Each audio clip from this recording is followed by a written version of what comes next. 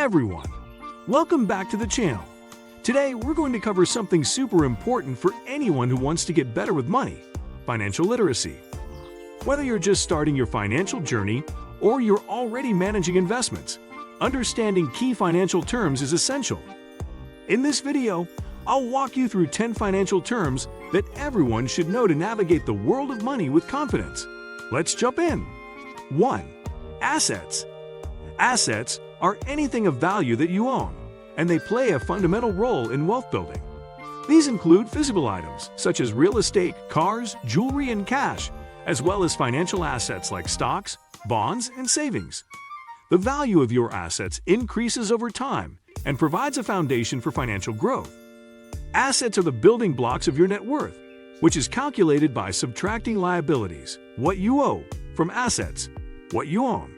For example, if you own a home valued at $300,000 and have $100,000 in savings, your assets amount to $400,000. It's crucial to understand that not all assets are the same. Some, like stocks and real estate, appreciate over time, while others, such as cars or electronics, may depreciate in value. 2. Liabilities. Liabilities are debts or financial obligations that you owe to others. This includes things like mortgages, car loans, student loans, credit card balances, and personal loans. While liabilities are a normal part of financial life, managing them effectively is critical to maintaining your financial health. When you borrow money, you are taking on a liability, and you are expected to pay it back, usually with interest. Liabilities can be categorized as either short-term, debts that need to be paid within a year, or long-term, debts that extend beyond 1 year, like mortgages. The key to managing liabilities is ensuring that they don't exceed your assets. High levels of debt can lead to financial stress, and if not controlled, liabilities can eat into your ability to save or invest for the future. 3. Net worth. Net worth is a financial snapshot of your overall financial health and is calculated by subtracting your liabilities, what you owe, from your assets, what you own. This number represents the value of everything you own minus any debts you have. For example, if you own assets worth $500,000 but have $200,000 in liabilities, your net worth is $300,000. A positive net worth means you have more assets than liabilities, which is a healthy financial situation. Conversely, a negative net worth suggests that your liabilities outweigh your assets, which may be a sign that you need to adjust your financial strategy. Tracking your net worth regularly helps you understand your financial progress and determine areas where you need to improve. It's also an essential metric for planning long-term financial goals, such as retirement or buying a home. 4. Credit score. A credit score is a numerical representation of your creditworthiness, or how likely you are to repay borrowed money. It ranges from 300 to 850, with a higher score indicating better credit. Your credit score is influenced by factors such as your payment history, credit utilization ratio, how much of your available credit you're using, length of credit history, types of credit accounts, and recent credit inquiries.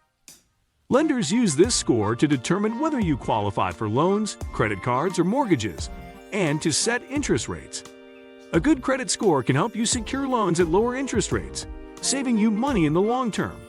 Conversely, a poor credit score can make it harder to qualify for credit and may result in higher interest rates. 5. Interest rate. The interest rate is the percentage charged by a lender for borrowing money or paid to you for saving or investing money. Interest rates are crucial to your financial decisions because they determine the cost of borrowing and the returns on your savings or investments. For example, when you take out a mortgage, the lender charges you an interest rate on the amount you borrow. The higher the interest rate, the more expensive your loan will be in the long run. On the other hand, if you're saving money in a high-interest savings account or investing in bonds, a higher interest rate means you'll earn more on your money. Interest rates are influenced by factors such as inflation, the economy, and central bank policies. When inflation is high, central banks tend to raise interest rates to control spending and reduce inflation. 6. Inflation. Inflation is the rate at which prices for goods and services rise over time, reducing the purchasing power of money. For example, if inflation is 2% annually, a product that costs $100 today will cost $102 the following year. Inflation affects everyone, from consumers to businesses to governments. While some inflation is normal in a growing economy, too much inflation can lead to economic instability. High inflation means that your money buys less than it did before, which can squeeze your budget and reduce your quality of life. Inflation is influenced by factors such as demand for goods and services, production costs, and the money supply. 7. Diversification. Diversification is the strategy of spreading your investments across different asset classes, such as stocks, bonds, real estate, and commodities, in order to reduce risk. The idea behind diversification is that by holding a variety of assets, you can protect yourself from the volatility of any one investment. For example, if the stock market declines, bonds or real estate might perform better, helping to offset losses. Diversification works because different assets often respond differently to market conditions. While diversification doesn't guarantee profits or protect against all losses, it can help manage risk and smooth out investment returns over the long term. In addition to asset diversification, it's also important to diversify within asset classes. For instance, instead of investing in just one type of stock, you can diversify across different industries or regions. Proper diversification allows you to balance risk and reward and helps you build a resilient portfolio that can weather market ups and downs. 8. Emergency fund.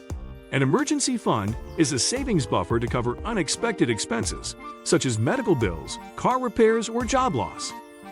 Having an emergency fund ensures that you don't have to rely on credit cards or loans when life throws an unexpected curveball.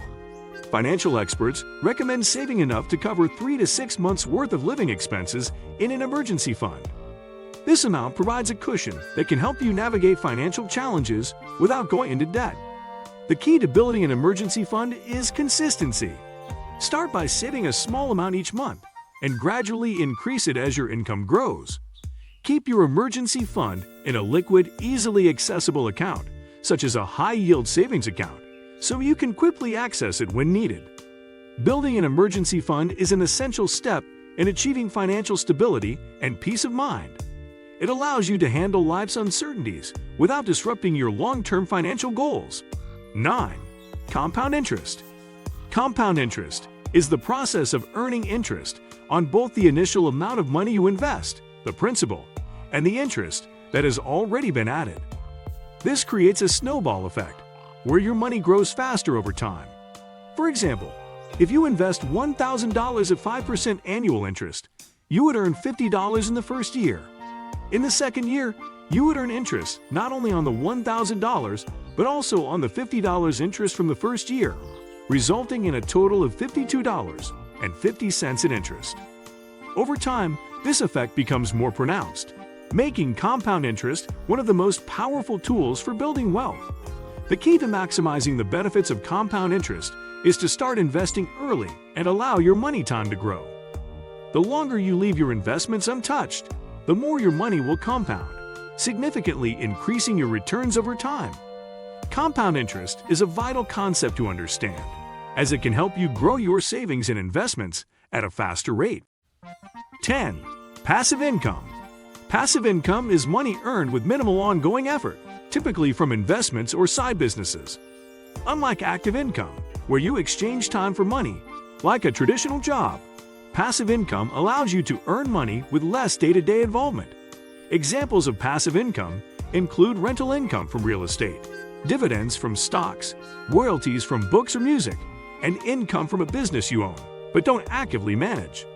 Building passive income streams is an excellent way to achieve financial independence, as it allows you to generate revenue without constantly working for it. However, creating a steady stream of passive income often requires upfront effort or investment. For instance, buying real estate may require an initial investment, but once you own the property, you can earn rental income without much ongoing work.